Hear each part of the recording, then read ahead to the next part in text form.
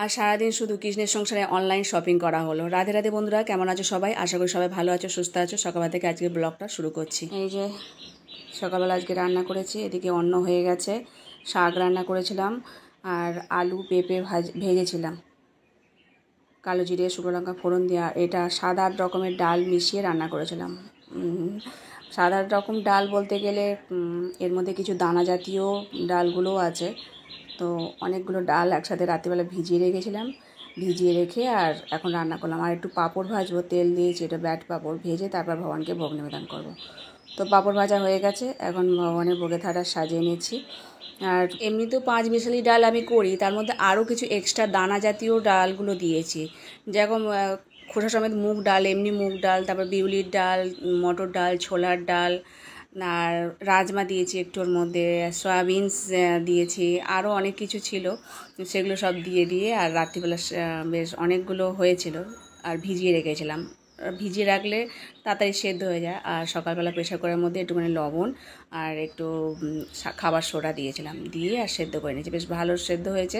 আর ডাল ঘোটা কাটা দিয়ে একটু গালিয়ে নিয়েছি। এটা শরীরের পক্ষেও ভালো, সেই জন্য ওরমভাবে করলাম। এই প্রথম, এমনিতে 5 মাসের ডাল করি, 7-8 রকমের ডাল হয়ে গেছে। যাই হোক, ভগবানের ভোগে তারা সাজিয়ে দিলাম আর একটু শসার আম বানিয়ে নিয়েছিলাম, সেগুলো দিয়ে আর প্রভুজিকে দিয়েছিলাম, প্রভুজির সেবা দিয়ে দিয়েছে। তুলসী পাতাগুলো পাখা চালিয়ে দিয়ে চলে যায়, তো যেহেতু সেই জন্য উড়ে উড়ে না এদিক ওদিক চলে যায়, থাকে না।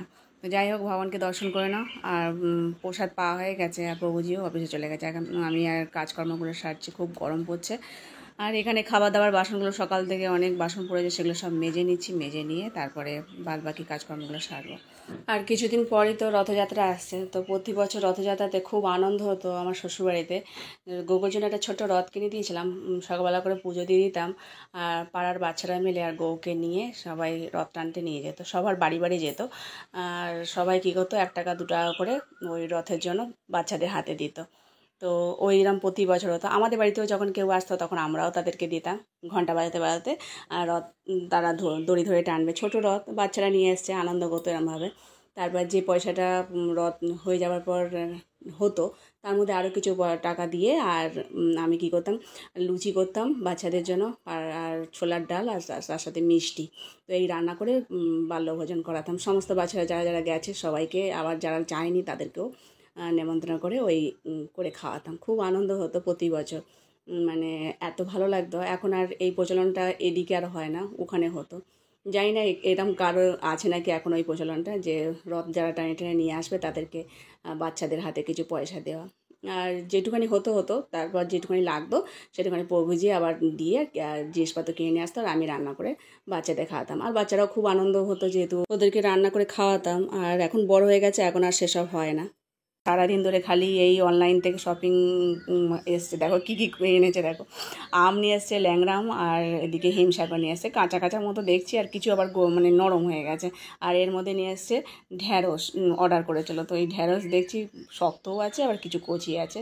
এই যা গরমের সময় বাজারে যাওয়া যায় না, কিন্তু এরকম অনলাইনে করলে যা ওরা বেছে বেছে দেবে তাই হবে। আবার এখন এলো দুপুরবেলা, দেখো এই সব করছে, তা আমি আবার নিতে এলাম।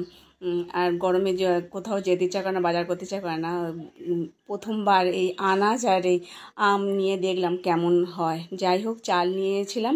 আর এটা আবার পৌঁছে অফিস থেকে আসার সময় বাজারটা করে নিয়ে আসলো, কচুর লতি, ক্যাপসিকাম, আর ওইদিকে শসা পটল, সেগুলো সব গুছিয়ে রেখেছে, সব গোছাচ্ছি। ডাল নিয়ে এসছে, সারা মাসের ডাল 1 কিলো 1 কিলো করে নিয়ে এসছে, যতদিন হয়। তারপর আবার শেষ হয়ে গেলে আবার আনে। এটা হচ্ছে সোয়াবিনস, মানে যেটা তোমাদের বলছি সোয়াবিনস, তো ওটা পুরো একটা মটরের মতো দেখতে।